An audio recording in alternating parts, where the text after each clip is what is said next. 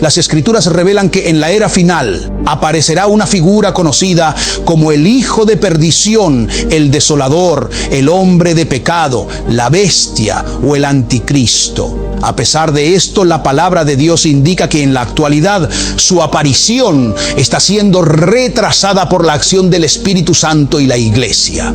No obstante, cuando el anticristo se manifieste al mundo, éste se enfrentará al más grande de los tiranos satánicos, quien ejercerá dominio sobre toda la tierra. Por ello, en esta ocasión abordaremos interrogantes importantes, tales como lo que la Biblia revela sobre la nacionalidad del anticristo, de qué imperio emerge, quién será, la conexión existente entre el misterio de la piedad y el misterio de la iniquidad, si ya se encuentra entre nosotros, y sus conexiones más significativas. Todo esto lo exploraremos a través de este video. Te animo a permanecer con nosotros y a compartir este mensaje. Yo soy el hermano Daniel y estás en tu canal Sendero a la Verdad. Comencemos. Comenzaremos analizando 5 rasgos distintivos del anticristo, enfocándonos inicialmente en su origen nacional para mantenernos alineados con las profecías en el aspecto geográfico. Por ello, consultaremos Daniel capítulo 7, versículo 8, donde la palabra de Dios nos ofrece claves para entender la procedencia del anticristo. El texto menciona: mientras observaba los cuernos, apareció entre ellos otro cuerno pequeño, y ante este 3 de los primeros cuernos fueron arrancados. Este nuevo cuerno poseía ojos como los de un hombre y una boca que profería grandezas. En la visión descrita en Daniel capítulo 7 se mencionan 4 bestias que simbolizan los imperios dominantes desde el comienzo de la historia hasta el presente. La primera bestia simboliza al imperio de Babilonia, la segunda al de Medo-Persa, la tercera al imperio griego de Alejandro y la cuarta bestia al imperio romano. Según las Escrituras, de esta cuarta bestia surgirá un cuerno pequeño, indicando que el anticristo emergerá de este último imperio. Es crucial reconocer que el territorio del antiguo imperio romano abarca lo que hoy conocemos como Medio Oriente, partes de Europa y el norte de África. Por lo tanto, una primera indicación sobre la nacionalidad del anticristo sugiere que debe originarse de alguna de las naciones que formaban parte del antiguo imperio romano, es decir, del Medio Oriente, ciertas áreas de Europa o el norte de África. Observamos que el apóstol Juan describe la misma bestia, simbolizando el dominio del anticristo, en Apocalipsis capítulo 13, versículo 1. Ahí se nos invita a considerar otro detalle revelado por la palabra de Dios. Me situé sobre la arena del mar y observé emerger del mar una bestia con 7 cabezas y 10 cuernos, llevando en sus cuernos 10 diademas y en sus cabezas nombres blasfemos. Es crucial distinguir que la bestia con 10 cuernos simboliza el imperio gobernado por el anticristo, mientras que el cuerno pequeño que emerge entre ellos representa específicamente a la persona del anticristo. Así, los 10 cuernos simbolizan a 10 reyes que cederán su poder al anticristo, permitiéndole gobernar. Pero es el cuerno pequeño el que identifica directamente al anticristo. Hasta ahora sabemos que existe una coalición de 10 naciones, provenientes del antiguo imperio romano, que entregarán su poder a la bestia. Y tanto estas naciones como el propio anticristo deben emerger de este antiguo imperio. Esto se debe a que tanto el Medio Oriente como Europa están ganando cada vez más fuerza en términos económicos, políticos y sociales, en contraposición a la disminución de la relevancia de Estados Unidos. Si este video está siendo de bendición, te invito a que te suscribas a nuestro canal si es que aún no lo has hecho. Dale like a este video y comparte tu opinión en los comentarios. Continuemos. Para profundizar en la nacionalidad del anticristo, examinaremos Daniel capítulo 8 a partir del versículo 7, donde se narra: y lo vi acercarse al carnero, enfrentarse a él, herirlo y quebrar sus 2 cuernos. El carnero no tenía fuerza para resistir. Fue derribado a tierra y pisoteado sin que nadie pudiera liberarlo del poder del atacante. Este pasaje describe el enfrentamiento entre un carnero y un macho cabrío, donde el carnero simboliza al imperio medo-persa y el macho cabrío al imperio de Grecia. En la actualidad, el territorio del imperio persa correspondería a Irán. Y se destaca que la victoria fue concedida al imperio de Alejandro Magno, representado por el macho cabrío. Continuemos analizando lo que la Biblia nos relata, específicamente en el versículo 8. Y el macho cabrío se engrandeció enormemente, pero en el momento de su máxima fuerza, el gran cuerno fue quebrado. Y en lugar de este surgieron 4 cuernos notables hacia los 4 vientos del cielo. Esto nos revela que tras la victoria del imperio griego sobre el persa, ocurre una división dentro del antiguo imperio romano, resultando en 4 regiones geográficas distintas: Egipto, Siria, Macedonia y Turquía. Este desenlace se clarifica con la sucesión de Alejandro Magno, quien, siendo el gobernante griego, designó a un general para cada una de estas divisiones. Y así, cada general gobernó sobre una de las regiones geográficas mencionadas: Egipto, Siria, Turquía y Macedonia. Avanzando en el estudio, la palabra de Dios en el versículo 9 nos desvela aún más. Y de uno de ellos salió un cuerno pequeño que creció mucho al sur y al oriente y hacia la tierra gloriosa. Esto indica que de entre las 4 regiones geográficas bajo el dominio del imperio griego surgirá el anticristo. La Biblia nos guiará para identificar específicamente cuál de estas regiones es. En Isaías capítulo 10, versículo 12, encontramos una pista crucial. Pero acontecerá que después que el Señor haya acabado toda su obra en el monte de Sión y en Jerusalén, castigará el fruto de la soberbia del corazón del rey de Asiria y la gloria de altivez de sus ojos. Es fundamental observar el contexto que nos proporciona la palabra de Dios aquí, aludiendo a eventos que ocurrirán una vez que el Señor complete su misión en el monte de Sión y en Jerusalén, lo cual está profetizado para la segunda venida de nuestro Señor Jesucristo. Por lo tanto, el rey de Asiria mencionado en las Escrituras es identificado como el anticristo, quien será aniquilado por Jesús mediante la espada que emana de su boca. Esto nos lleva a deducir que el anticristo será de origen sirio. Para reforzar esta afirmación, consultemos Isaías capítulo 30, versículo 31. Porque Asiria, que hirió con vara, con la voz de Jehová será quebrantada. Este versículo establece un paralelismo con lo expuesto en Tesalonicenses, donde el apóstol Pablo profetiza que el anticristo caerá ante el verbo de Jesús, simbolizado por la espada que procede de la boca de Jesús. Con esto hemos esbozado la primera característica sobre la nacionalidad del anticristo. La segunda característica se enfoca en el aspecto relacional, destacando que el anticristo mantendrá vínculos estrechos con ciertos individuos, especialmente en países islámicos. Profundizando en este punto, Daniel capítulo 7, versículo 7, nos dice: después de esto, miraba yo en las visiones de la noche, y he aquí la 4ª bestia espantosa y terrible y en gran manera fuerte, la cual tenía unos dientes grandes de hierro, devoraba y desmenuzaba, y lo sobrante pisoteaba con sus pies. Era distinta de todas las bestias anteriores y tenía 10 cuernos. Centrémonos en estos 10 cuernos. Ya hemos mencionado que representan a una coalición de 10 naciones o reyes provenientes del antiguo imperio romano, quienes cederán su poder a la bestia para que domine sobre todo el mundo. Recordemos también que el ámbito geográfico de este antiguo imperio, en la actualidad, abarca el Medio Oriente, partes de Europa y el norte de África. Entonces, ¿cuáles son los lazos significativos que unirán al anticristo con ciertos grupos?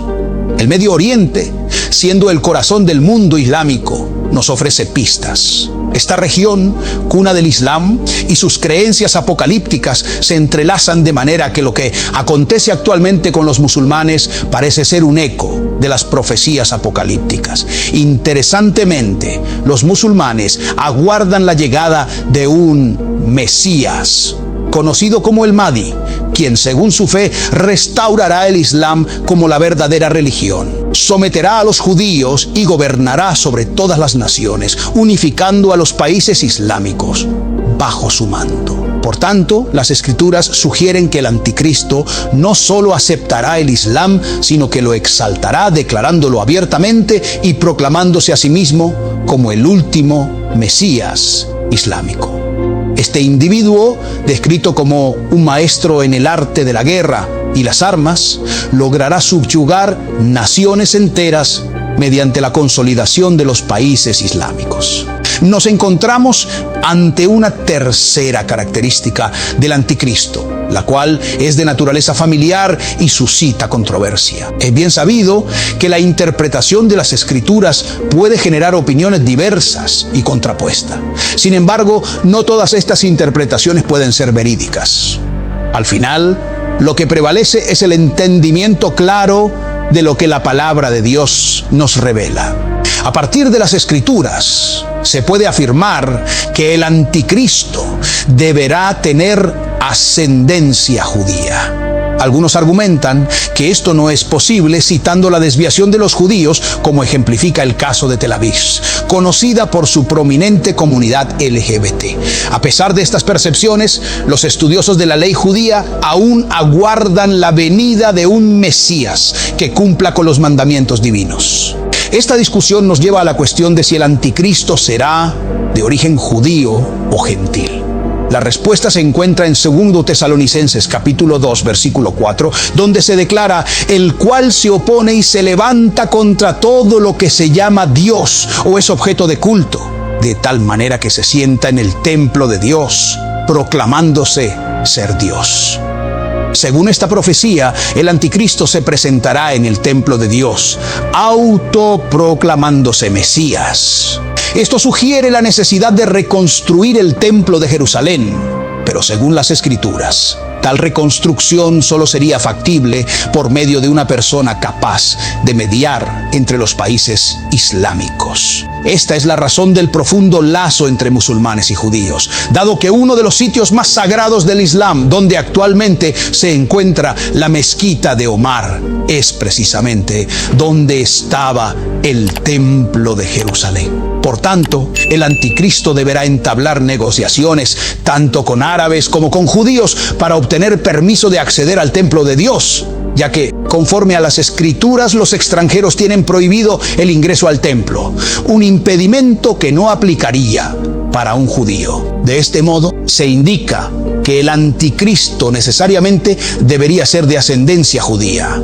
Para reforzar este punto, consideremos lo que se nos dice en Daniel capítulo 11 versículo 37: y al Dios de sus padres no hará caso ni al amor de las mujeres, ni respetará a Dios alguno, pues sobre todo se engrandecerá. La frase "el Dios de sus padres no hará caso" sugiere una indiferencia hacia el Dios de los hebreos, siendo Israel conocido por su devoción a un único Dios a lo largo de su historia, el Señor. Así, las Escrituras nos muestran que este individuo despreciará la práctica religiosa familiar y, por otra parte, confirmará un pacto con muchos.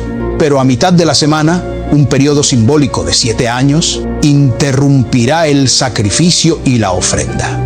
Luego, acompañado de múltiples abominaciones, se presentará el desolador hasta que finalice el tiempo determinado y se ejecute el juicio sobre él. Esto se refiere a la última semana de años, indicando que a la mitad de ese tiempo cesarán los sacrificios y el anticristo se revelará en su verdadera naturaleza. La ascendencia judía del anticristo le facilitará engañar al pueblo judío durante 3 años y medio, periodo tras el cual revelará su verdadero propósito: la aniquilación de Israel, forzando a su pueblo a huir hacia el desierto para escapar de la persecución. A pesar de la confusión que puedan tener los judíos respecto a la ley divina, aún existen maestros de la palabra que, si bien se han mostrado reticentes a aceptar a nuestro Señor Jesucristo, continúan vigilantes del cumplimiento de los mandamientos referentes al templo según la palabra de Dios. Esta situación nos lleva a identificar una cuarta característica del anticristo, referente a su naturaleza dual como espíritu y como persona. Primera de Juan, capítulo 2, versículo 18, nos lo explica claramente. Hijitos, ya es el último tiempo, y como habéis oído que el anticristo vendrá, así ahora han surgido muchos anticristos. Por esto sabemos que es el último tiempo. Aunque Juan menciona la aparición de muchos anticristos, lo que podría sugerir para algunos que el anticristo es más un espíritu presente a lo largo de la historia humana que niega la divinidad de Cristo, las Escrituras clarifican que el anticristo posee tanto una manifestación física como espiritual, ambas con características definidas. El espíritu del anticristo se ha manifestado consistentemente a lo largo de la historia, negando la divinidad de Cristo y su filiación divina. Por lo tanto, según la palabra de Dios, el anticristo negará tres aspectos fundamentales: la deidad de Jesucristo, que Jesucristo es el Hijo de Dios, y la relación única entre el Padre y el Hijo. En su mensaje se presentará como la respuesta a todas las aspiraciones humanas, ofreciendo paz, seguridad y riqueza con el fin de seducir.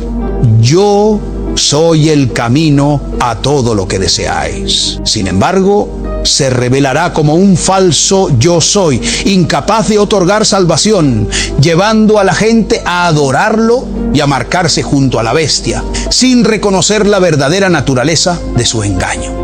La última característica del anticristo está vinculada con el tiempo específico de su aparición, según lo descrito en 2 de Tesalonicenses, capítulo 2, versículo 7. Porque ya está en acción el misterio de la iniquidad, solo que hay quien al presente lo detiene, hasta que él a su vez sea quitado de en medio. Esto indica que actualmente existe una fuerza que impide la manifestación del anticristo, identificada como el Espíritu Santo y la Iglesia. La razón detrás de esta restricción, principalmente, para permitir que las personas busquen a Dios y, en segundo lugar, para preparar el camino para el juicio divino. La Escritura nos asegura que no estamos destinados a sufrir la ira de Dios, a pesar de merecerla por nuestros pecados. Dios nos ha ofrecido salvación, y no estamos predestinados a la ira, sino que seremos quitados de en medio, momento en el cual el juicio de Dios empezará a manifestarse con plenitud durante los últimos 3 años y medio de la última semana de Daniel. Entonces el juicio divino comenzará a devastar la tierra, y será en ese contexto de desolación cuando el anticristo surja prometiendo paz y seguridad. Este periodo estará precedido por guerras, rumores de guerras, catástrofes naturales y todas las señales predichas en las Escrituras sobre el fin de los tiempos, creando un escenario de caos perfecto para que el anticristo se presente como el portador de paz y seguridad. No obstante, es crucial notar que tras el arrebatamiento de la iglesia, el anticristo abandonará su fachada de paz, marcando así el comienzo de una nueva fase de tribulación y desafío para el mundo. Con el tiempo, el anticristo revelará sus verdaderas intenciones al mundo, lo que provocará un profundo temor ante el imperio que establecerá, tal como se describe en el libro de Daniel. Esta es la última característica que deseábamos abordar. Ahora procederemos a establecer un paralelo entre el misterio de la piedad y el misterio de la iniquidad, examinando simultáneamente 1 de Timoteo capítulo 3 versículo 16 y 2 de Tesalonicenses capítulo 2 versículos 7 al 8. Exploraremos tanto el misterio de la piedad como el de la iniquidad. La palabra de Dios nos revela el misterio de la piedad de la siguiente manera: e indiscutiblemente grande es el misterio de la piedad. Dios fue manifestado en carne, justificado en el Espíritu, visto de los ángeles, predicado entre los gentiles, creído en el mundo, recibido arriba en gloria. En cuanto al misterio de la iniquidad, se nos dice, porque ya está en acción el misterio de la iniquidad, solo que hay quien al presente lo detiene hasta que él a su vez sea quitado de en medio, y entonces se manifestará aquel inicuo a quien el Señor matará con el espíritu de su boca y destruirá con el resplandor de su venida. Estos pasajes nos ofrecen una profunda comparación entre la manifestación divina de Dios en Jesucristo, subrayando su justicia, y la obra subversiva del anticristo, que será finalmente vencida y destruida por la majestuosidad y poder de la venida de Cristo. Este contraste nos enseña sobre la lucha eterna entre el bien y el mal, destacando la victoria final de la justicia divina sobre la iniquidad. Estos dos misterios, en esencia, están destacando los impactos de los ministerios de Cristo y el anticristo en el mundo. La palabra de Dios resalta los efectos del ministerio de Jesucristo, encarnado en carne, justificado en el Espíritu, presenciado por ángeles, predicado a los gentiles, creído en el mundo y ascendido en gloria. Por otro lado, el misterio de la iniquidad revela las consecuencias del ministerio del anticristo en la tierra. Es crucial recordar que Satanás actúa como un imitador y que el anticristo es la representación tangible de un Satanás oculto. Así, se nos informa que el anticristo, similar a nuestro Señor Jesucristo, se manifestará en carne. Sin embargo, a diferencia de ser justificado en el Espíritu, estará condenado en él, y aunque será reconocido por los ángeles, se mostrará ante ellos en deshonra. Esto se debe a que el anticristo será el primero en recibir el castigo divino, siendo arrojado al lago de fuego y azufre, evidenciando su vergüenza ante los ángeles. A pesar de esto, será venerado por los impíos, quienes exclamarán: ¿quién como la bestia? Mientras tanto, nuestro Señor Jesucristo, quien fue creído en el mundo, finalmente será reconocido por todos como la verdadera manifestación de lo divino. Por esta razón, extiendo una invitación a todos aquellos que me están viendo. Acepten a Jesucristo hoy. Hazlo ahora. Dios establecerá su reino sobre la tierra con o sin tu aprobación. Así, el llamado es a aceptar a Jesucristo en el día de hoy, antes de que lleguen los tiempos finales en los que ya no habrá oportunidad para el arrepentimiento, cuando el periodo de la gracia haya concluido. Acepta a Cristo hoy mientras aún hay tiempo, porque una vez que Dios cierre la puerta, no la volverá a abrir para nadie. Es crucial que aceptemos a nuestro Señor Jesucristo y creamos en Él mientras todavía exista la posibilidad de salvación. Sin embargo, Satanás también encontrará aceptación entre los pecadores para finalmente ser enviado al lago de fuego y azufre, derrotado eternamente. Estos son los dos misterios: el misterio de la piedad y el misterio de la iniquidad. La Iglesia no aguarda la llegada del anticristo. Estamos en espera del arrebatamiento de nuestro Señor Jesucristo. Sin embargo, como última advertencia, recordemos que la palabra de Dios nos previene que en los últimos días surgirán falsos cristos y falsos profetas, quienes realizarán señales, prodigios y milagros engañosos. Además, se nos advierte que el misterio de la iniquidad ya está en acción y que, a diferencia del misterio de la piedad, Satanás otorgará su poder a la bestia, al anticristo, para que con gran autoridad y señales engañe a muchos, incluyendo a los escogidos, si fuera posible.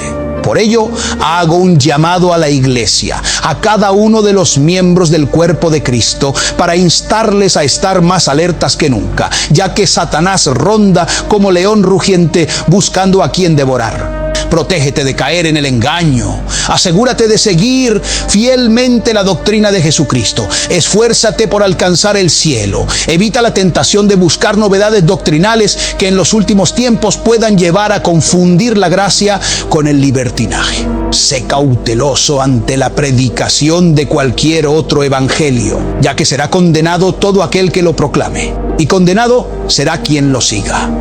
Yo soy el hermano Daniel, y conmigo será hasta nuestro próximo video. Dios les bendiga.